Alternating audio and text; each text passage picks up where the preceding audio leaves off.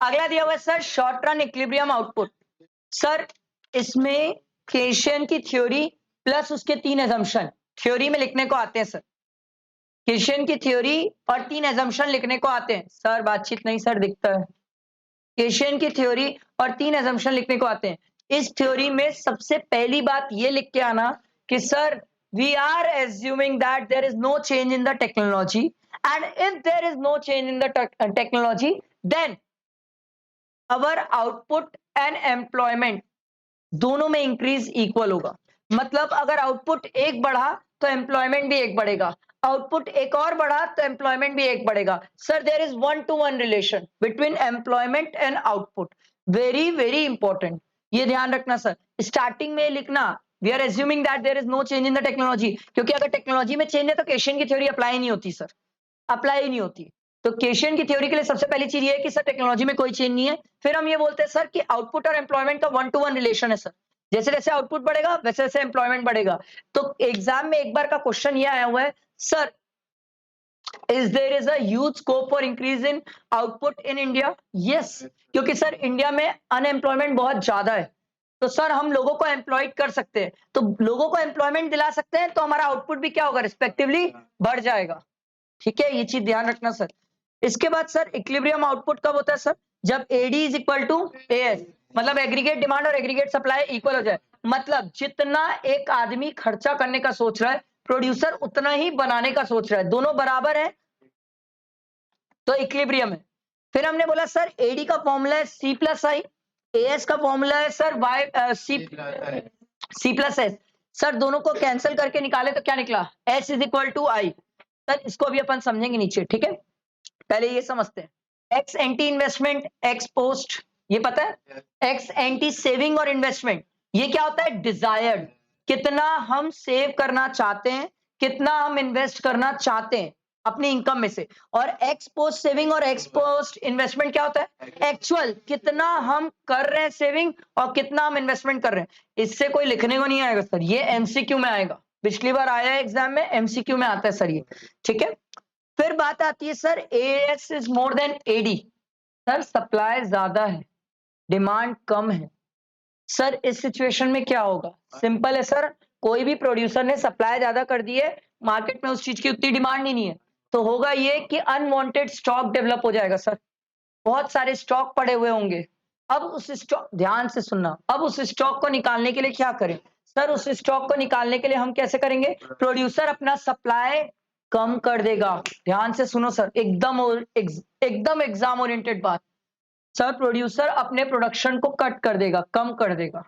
जब मैं classes regular में समझाता था तो बहुत सारे तरीके बताता था, मैं ये भी बताता था इकोनॉमी अपने आप ऑटो करेक्ट कैसे करती है, बट स्टिल अभी एग्जाम्स पर्पस के लिए एकदम टू द पॉइंट बात करते हैं।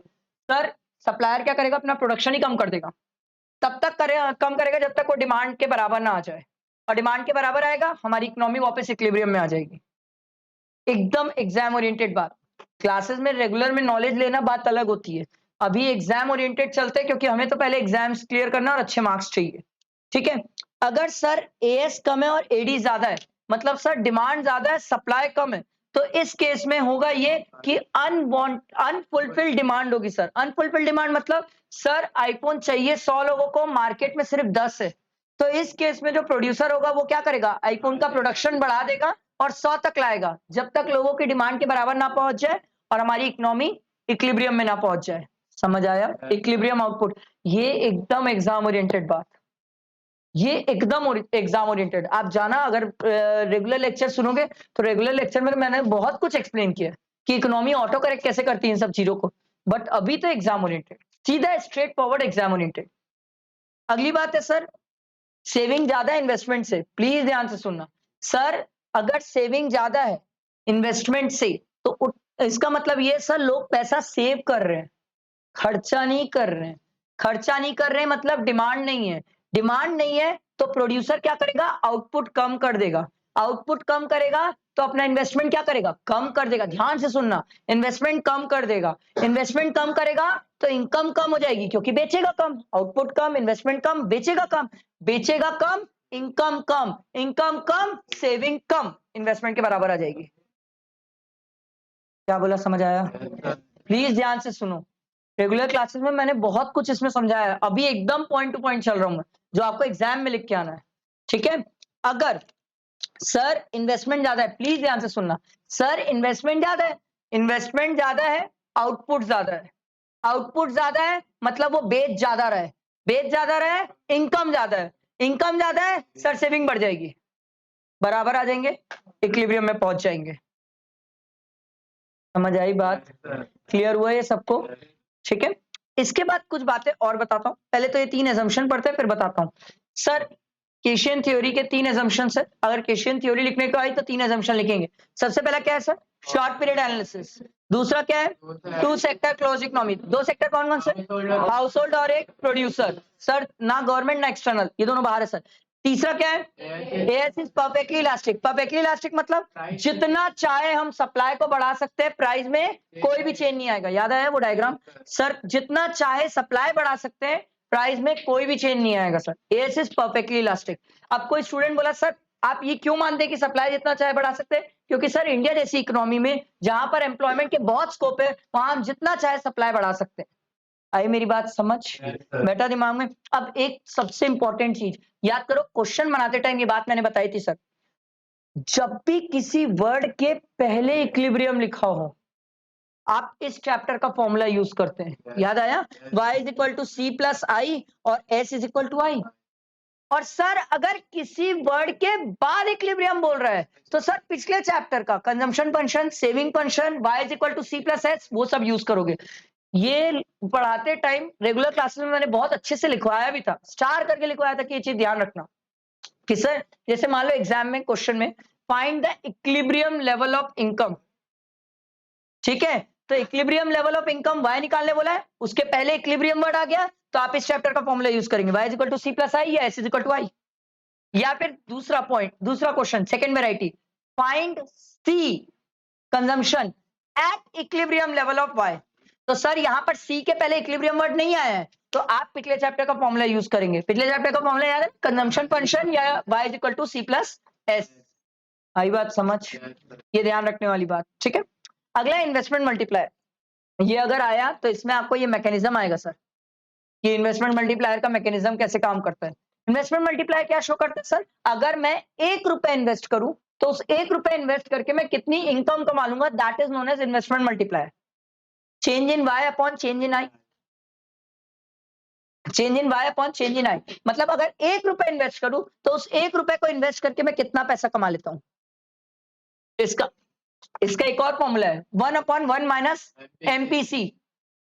मेरा एक क्वेश्चन है, अच्छा क्वेश्चन देखा मैंने सर, मेरा इन्वेस्टमेंट मल्टीप्लायर एमपीएस से डायरेक्टली प्रोपोर्शनल है कि इनवर्सली प्रोपोर्शनल है? इनवर्स है सर।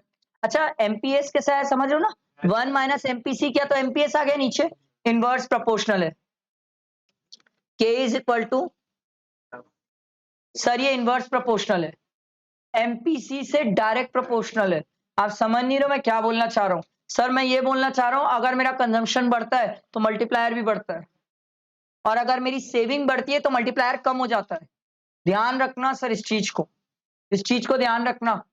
आपकी बुक में बड़ा छोटा सा कोने में ले जाके दिया हुआ सर, एग्जाम टाइम में पता नहीं उतने तक नजर जाए ना जाए, ध्यान रखने वाली बात है। इनवर्स प्रोपोर्शनल है एमपीएस से और एमपीसी से डायरेक्टली प्रोपोर्शनल है, तो अगर एमपीसी बढ़ा तो मल्टीप्लायर बढ़ेगा। सर ये सब एमसीक्यू में घुस घुस के देते हैं इन लोग, पता है? एमसीक्यू, मैच द कॉलम, ये सब में घुस घुस के देंगे सर। और अगर सर क्या बोलते हैं एमपीएस बढ़ा तो मेरा मल्टीप्लायर गिर जाएगा। आया समझ? समझ आया ना मैं क्या बोला?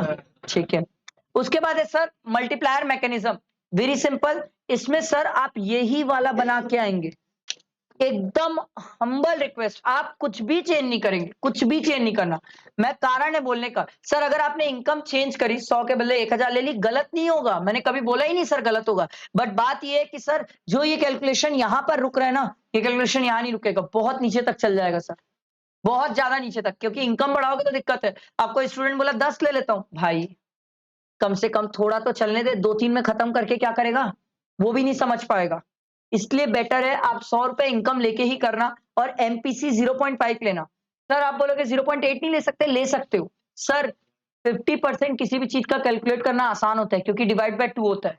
तो डिवाइड बाय 2 में कोई भी चीज कैलकुलेट करना आसान होता है, इसीलिए 0.5 लेना। आप 0.8 भी लोगे तो कोई गलत नहीं है, बट 0.5 से कैलकुलेशन आसान है, ठीक है। तो मल्टीप्लायर मैकेनिज्म ऐसे अपन बनाएंगे, सर हम 100 रुपए इन्वेस्टमेंट माने, सर हमारी इनकम, चेंज इन इनकम 100 रुपए, सर उससे हमने कंजम्पशन कितना बोला 0.5 है, मतलब 50% कंजम्पशन, तो 50 कंजम्पशन तो 50 सेविंग। सर यही सेविंग मेरी अगली बार क्या हो जाएगी, इनकम। सर वही इनकम में से फिर क्या होगा, 50% कंजम्पशन, 50 सेव, फिर ये यहां से ये कहानी चली।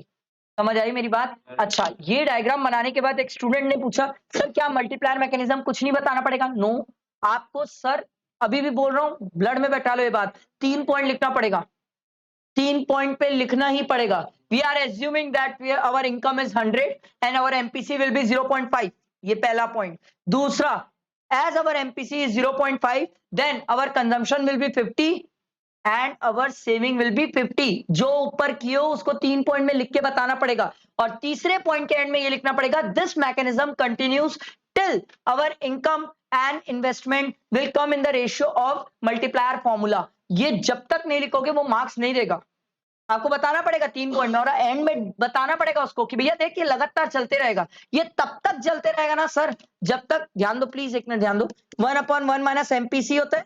एमपीसी अगर आप 0.5 ले लो तो ये 1 माइनस 0.5 0.5 हो जाएगा, तो ये पॉइंट हटा है, ये 10 हो गया, 5 2 10। तो सर ये जब तक 2 ना हो जाए, 2 ना हो जाए मतलब सर इन्वेस्टमेंट 100 है और ये क्या ना हो जाए 200, सर 200 200, सर 200 ना हो जाए तब तक ये चलता रहेगा। आपको ये 3 लाइन में लिखना होगा, जब तक हमारा इन्वेस्टमेंट सर इनकम के फॉर्म में 200 ना हो जाए तब तक सर ये मैकेनिज्म चलते रहेगा। नहीं लिखोगे तो एग्जामिनर को क्या पता सर, आप सिर्फ 3 पॉइंट में ये लिख के आ गए कि इससे इतना होगा, इससे इतना होगा, तो वो मार्क्स नहीं देगा। आपको लिखना पड़ेगा, this mechanism will continue till our investment is 100 and our income becomes 200। End line वाली बात है। आई बात समझ आ रहा है सबको? अगला दिया हुआ है फॉरवर्ड एंड बैकवर्ड मल्टीप्लायर, ये एग्जाम में आता नहीं है सर। फॉरवर्ड मल्टीप्लायर मतलब मल्टीप्लायर बढ़ना, बैकवर्ड मतलब मल्टीप्लायर कम होना। ये आप एक बार ऐसे ही रीड करके जा सकते हो। आया समझ?